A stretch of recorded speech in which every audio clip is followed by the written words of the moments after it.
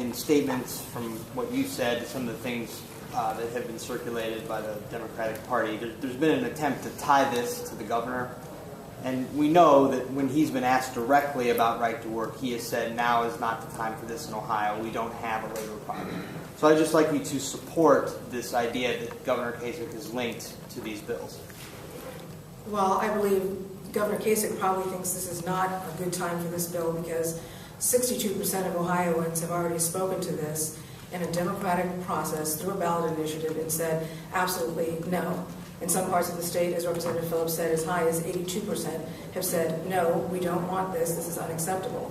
So I would suspect that anyone that's positioning themselves to run for re-election would likely be encouraging their party to not consider such an effort at this time.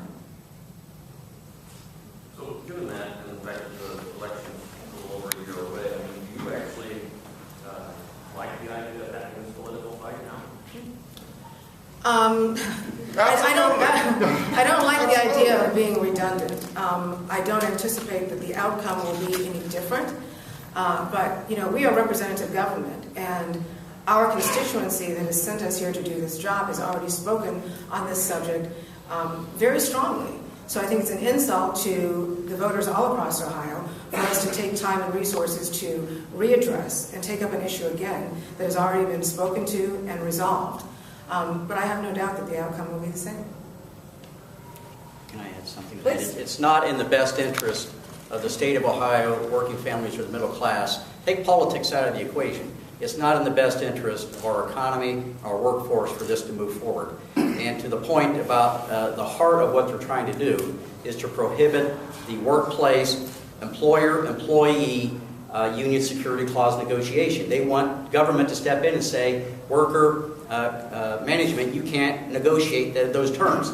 And they want to be able to do that to consolidate their power. And that's not how the middle class was built in this country. That's not how the middle class was built in this state, and it'll be bad for Ohio. And that's at the heart of what they're trying to do here. Consolidate their power by prohibiting union security clause negotiations between the employer and the employee. And those negotiations should go forward. And that's the democratic process, just like it's a democratic process for how the union is to get voted in or is to get voted out. And at the heart of what they're trying to do is consolidate their power for the super wealthy and the multinational corporations.